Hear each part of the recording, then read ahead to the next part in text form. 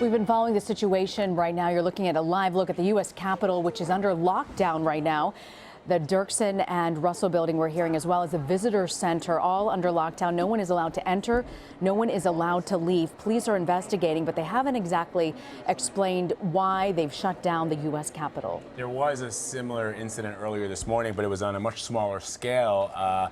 And now we're seeing these live pictures here where you can see police officers that have put up that barrier into that building there near the Capitol.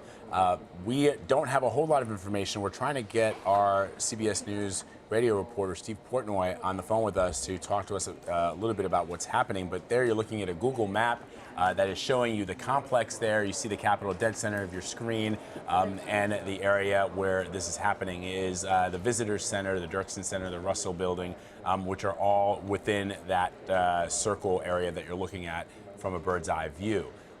So now I'm told that we do have CBS News Radio congressional correspondent Steve Portnoy on the phone with us. Steve, what can you tell us? Not a lot. This has been going on for about 10 minutes now. We heard overhead from our position in the press gallery that the building was suddenly locked down. But as we were monitoring action on the floor of the House and Senate, things continued going as planned. In fact, a vote is currently still open on the House floor, although it looks like a couple dozen members have yet to vote, and it's not clear they're going to be able to vote.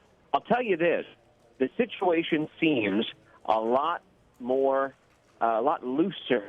inside the Capitol than it did late last week when, as we woke up to word of the shooting in Dallas, there was a lockdown here on Capitol Hill, similar to this kind of situation where we were not allowed to access the Capitol building itself because of a feared security breach. In the end, it was just a misunderstanding. Someone came through a metal detector with a power drill, and it looked like a gun. This is unexplained at the moment.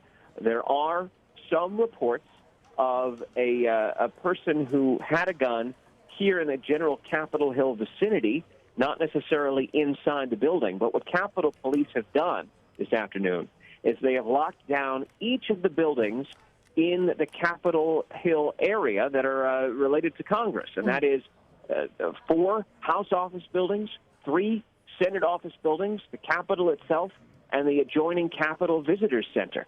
Across the Capitol complex, we're told, this lockdown is now in place, and police are reporting to us that we should stay where we are and lock the windows and doors. But given that, I can tell you that this does not seem to be taking on the urgency of a crisis here. We're told the building is locked down. We're told we can't leave, but at the same time, we're not being told that we have to shelter in place.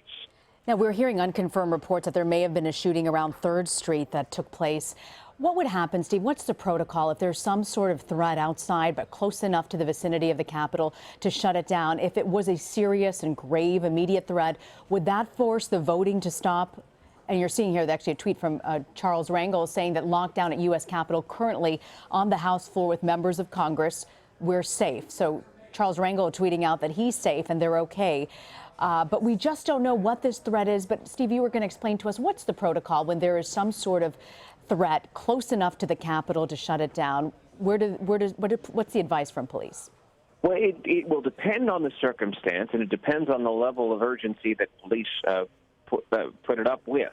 In this circumstance, we are hearing reports that there's some kind of activity outside the Capitol building or near it, that is not necessarily on the grounds of the Capitol, but close to it. And so what we have is police here on Capitol Hill raising this to a very high level, telling all the thousands of people who work here on Capitol Hill that they have to shelter in place. As we speak, the House is actually gaveling down a vote with close to 24 members who had yet to make it into the chamber to cast their vote. It's a rare thing for the leadership to end a vote without without nearly all the members having voted. I'm trying to monitor what's going on. It looks like they're proceeding with regular business, the next item of business on the House floor. So it looks like the House of Representatives is going to continue doing its work. Debate continues on the other side of the Capitol in the Senate. But again, if this were the kind of circumstance where Capitol Police really believed that there was an imminent threat to the safety of members of Congress, it seems that they would order things to be taken up to a whole nother level. In fact, last Friday, when there was a concern that someone came into this building with a weapon, they gavelled the house into recess, kept the chamber doors locked, and went through and did a comprehensive sweep. This is not that circumstance. It doesn't have any of the same feeling.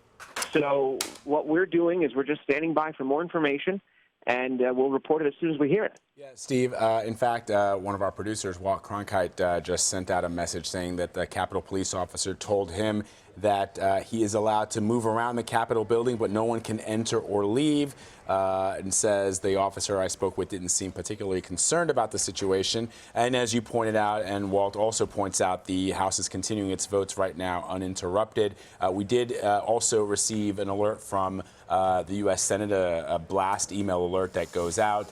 It says lockdown police activity has been reported on Capitol Hill, requiring staff and visitors in all U.S. Capitol complex buildings to immediately close, lock, and stay away from external doors and windows. And there's a whole list of things that need to be done. But, Steve, we take a look at a live picture right there from the House floor. We can see members of Congress doing business as usual. So is this, Steve, generally, if there is some kind of activity happening, even with within a few blocks away from the Capitol, that these lockdowns are put into place?